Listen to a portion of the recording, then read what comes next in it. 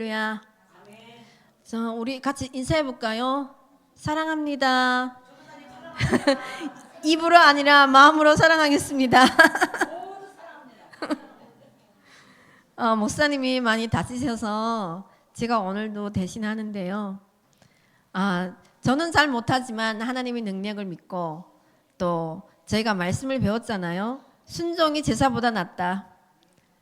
아멘. 아멘 크게 하셔야죠. 순종이 제사보다 낫대요. 순종하는 마음으로 나왔습니다. 말씀 속에서 은혜 받으시기 바랍니다. 네, 6절에 보면은요. 내가 너희를 위하여 이 일에 나와 어버를 가지고 본을 보였으니 이는 너희로 하여금 6절 띄워주세요.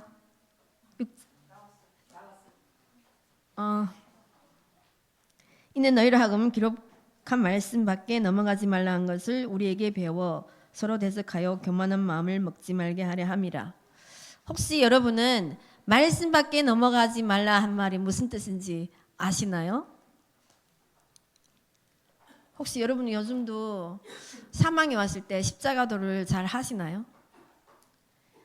말씀 밖에 넘어가지 말라는 것은요, 내가 무슨 일이 있을 때 정말 나한테 돈이 없어, 아주 큰 사망이 왔어, 이럴 때 십자가도만 하는 것을 말씀을 하시는 거예요. 십자가도를 안 하고 나의 생각대로 우리가 이 말씀을 기억을 못하면은요, 나의 생각과 나의 뜻이 나가요. 그러면은 사망이 왔을 때 내 생각을 그냥 나도 모르게 입으로 툭 뱉습니다. 그게 말씀 밖에 넘어가는 거예요. 그럼 우리가 말씀 밖에 넘어가지 않으려면은요, 십자가도를 열심히 해야 돼요.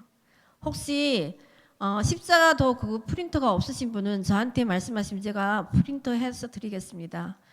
저희가 이게 십자가도가 얼마나 큰 능력이 있냐면은요, 정말 삶 속에서 한순간도 이거 잊지 않고 해야 돼요. 그게 말씀 밖에 넘어가지 않는 거예요. 그러면 우리가 사람이 말을 안 하려면은요, 말씀으로 해야 되거든요. 근데 이 십자가도는 너무너무 감사한 게 하나님께서 저희들의 교회에 십자가도를 허락하셨고, 이 십자가도는 우리 삶 속에서 모든 문제에 적용이 됩니다. 정말 사망이나 생명이나 또 화나 복이나 왔을 때 십자가도만 하면 됩니다. 그러면 말씀 밖에 넘어가지 않고 하나님 앞에 저희들이 기도가 상달이 되겠죠. 근데 저희가 저희들이 말로 하면은요, 쏟을 수밖에 없어요. 쏟으면 또 회개를 해야 되겠죠. 또 돌아가야 돼요. 그러니까 삶의 매 순간이 정말 이 십자가도를 달달달달 외워서 매 순간 하시기 바랍니다.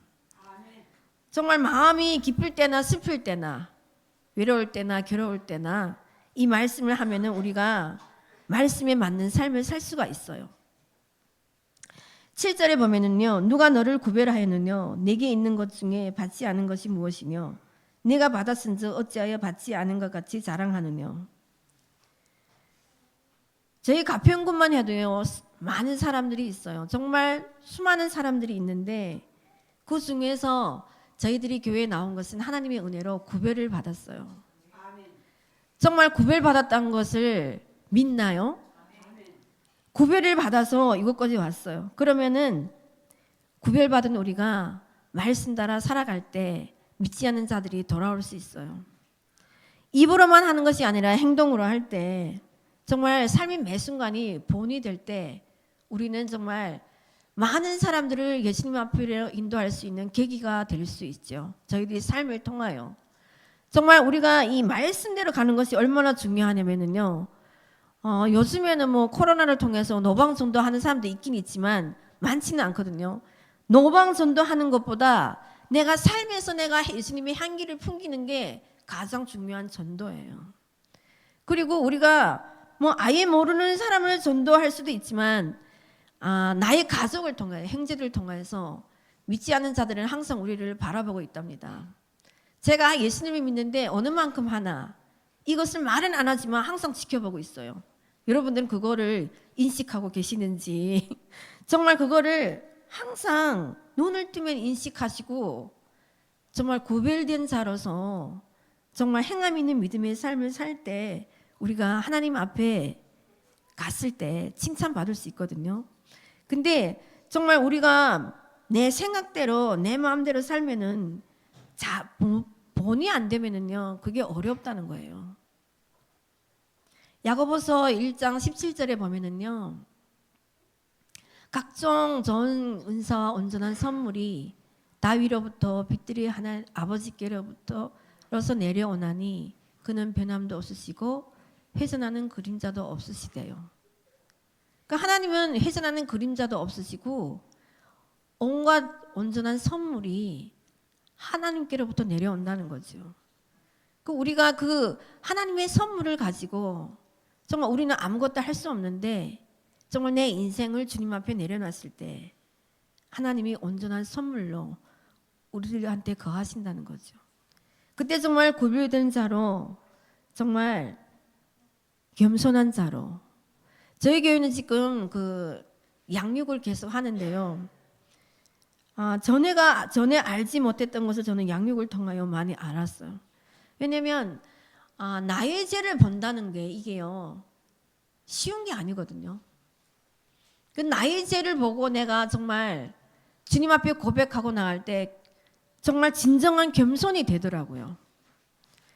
내가 죄를 고백할 때 이 죄가 힘을 잃고요 아무것도 할 수 없어요. 그게 나의 죄를 하나님께 항상 고백하는 거예요.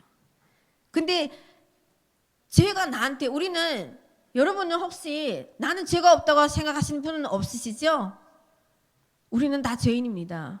근데 그 죄를 하나님께 고백하고 정말 내 이웃의 성도들에게 고백할 때 죄가 힘을 잃고 우리를 어떻게 하지 못해요.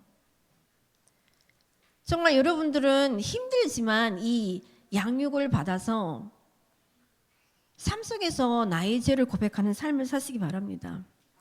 이게 쉬운 건 아니에요.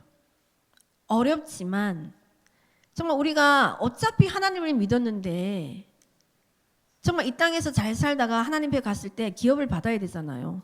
그냥 대충 믿다가 가면은 정말 아무것도 없습니다.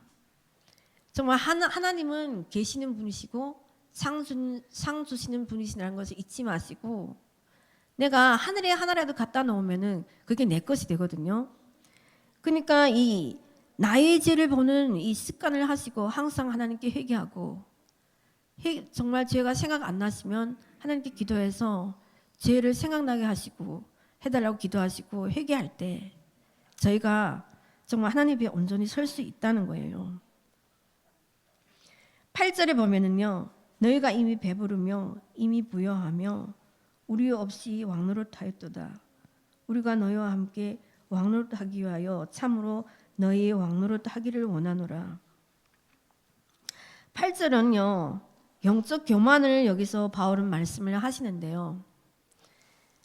정말 우리가 인간은요 태어날 때부터 정말 교만이 극치인 것 같아요. 뭘 조금만 잘하면은 그렇게 자랑하기를 원하거든요. 저부터도요. 그러니까 이 자랑을 안 하려면은요 이 마음속의 겸손이 정말 중요해요.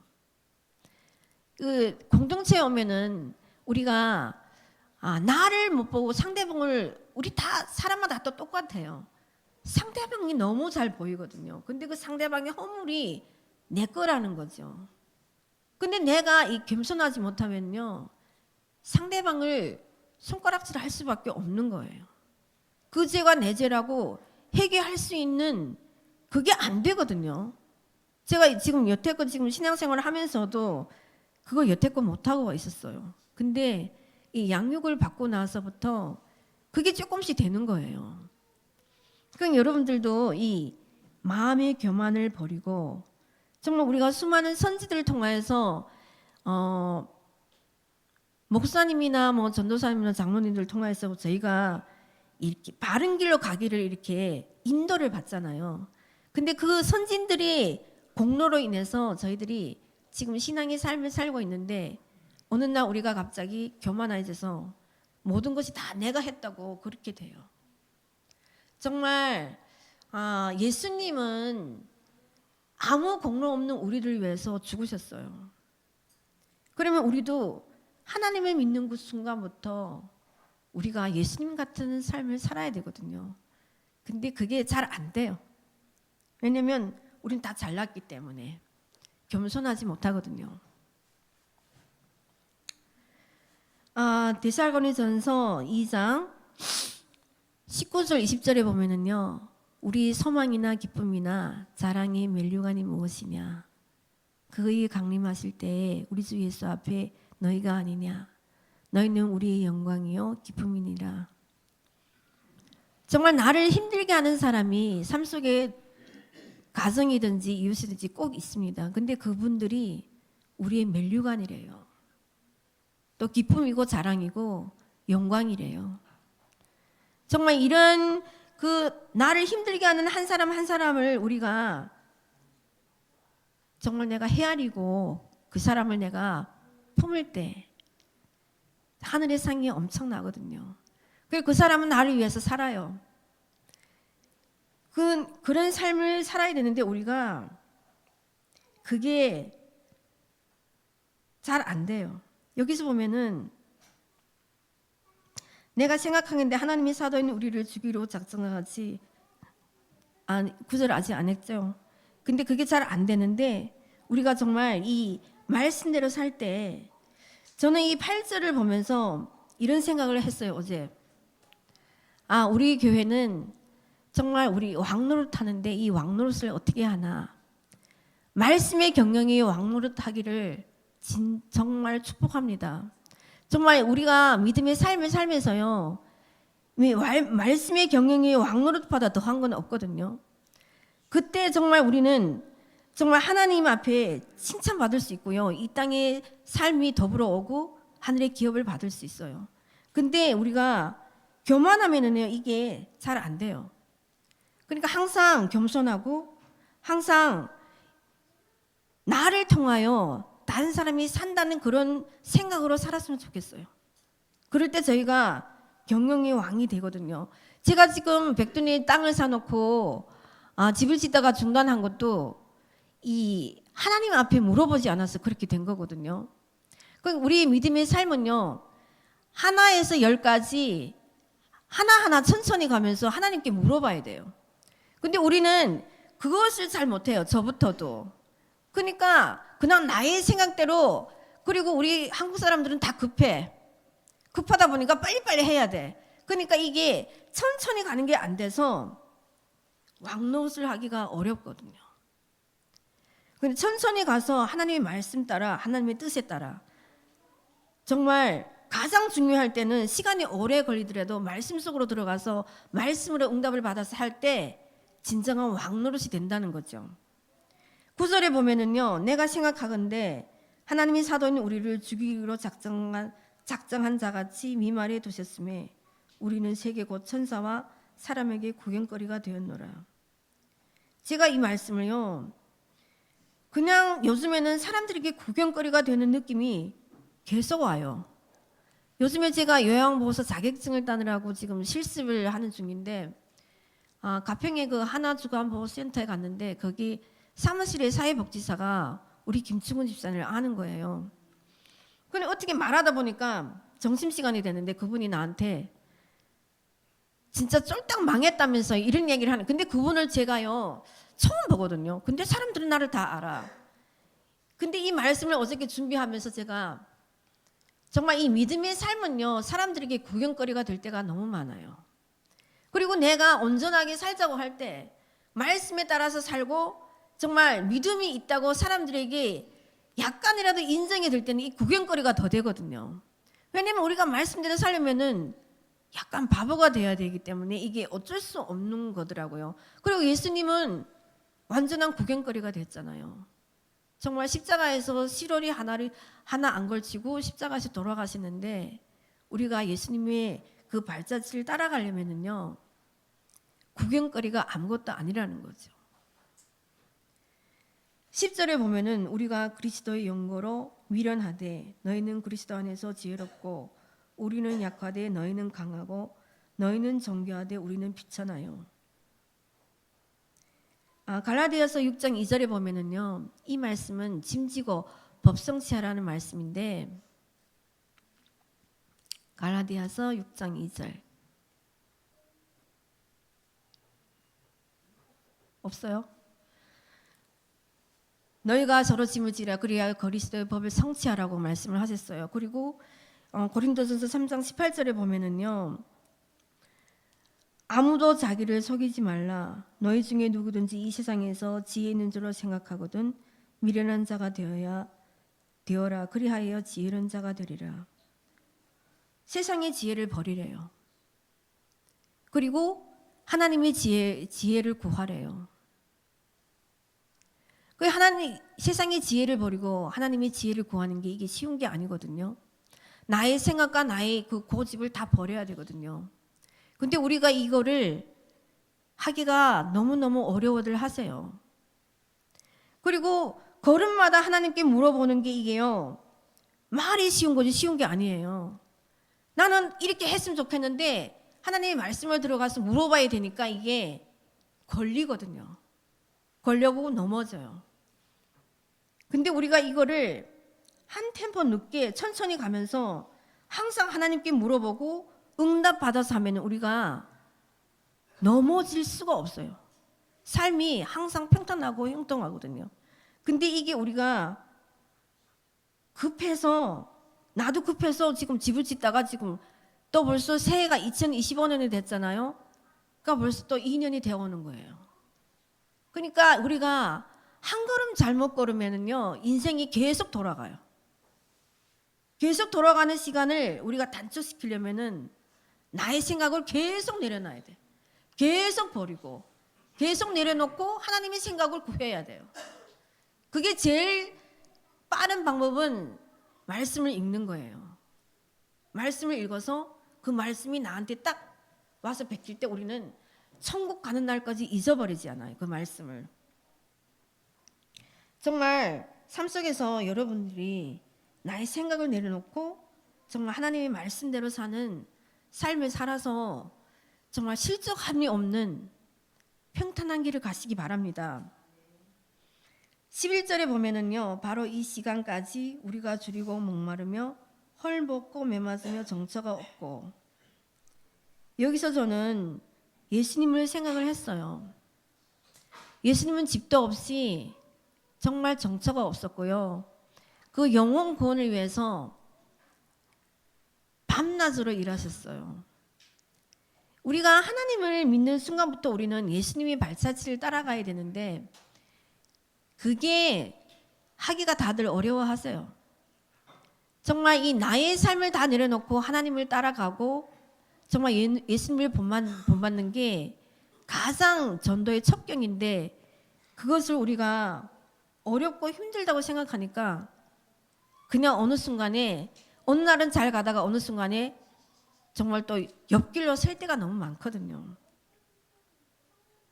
정말 우리 성산교회는 말씀의 경영의 왕이 되고 예수님의 길을 따라가는 그런 제자들이 다 됐으면 좋겠어요. 정말 우리가 이 땅에 살면서 어렵고 힘들지만 그 길을 따라갈 때 정말 진정한 제자가 되고 진정한 믿음의 삶이 되거든요. 우리가 이 말씀의 경륜을 계속 배우잖아요. 영혼 소송, 우둔 지혜, 마음 깊음. 이 우둔 지혜가요. 우둔한 게 다 들어서 나가서 지혜로 넘어가는 게요. 너무너무 시간이 오래 걸립니다. 근데 그것을 저희가 노력하지 않고 그냥 어느 순간에 된다고 생각하면 다 착각이세요. 내가 노력한 만큼 하나님 일하시고 노력한 만큼 우리가 그거를 얻을 수 있어요. 꼭 기억하시고 정말 말씀 따라가는 삶을 사시기를 기도합니다. 12절에 보면은요. 또 수고하여 친히 손으로 일을 하며 후욕을 당한 주 축복하고 핍박을 당한 주 참고.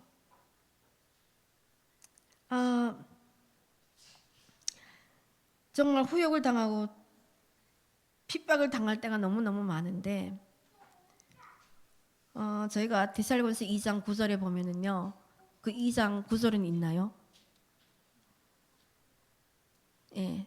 데살로니가서 2장 9절에 보면은요. 형제들아 우리 수고와 애쓴 것을 너희가 기억하리니 너희 아무에게도 누를 끼치지 아니하려고 밤과 낮으로 일하면서 너에게 하나님의 복음을 전파하였노라.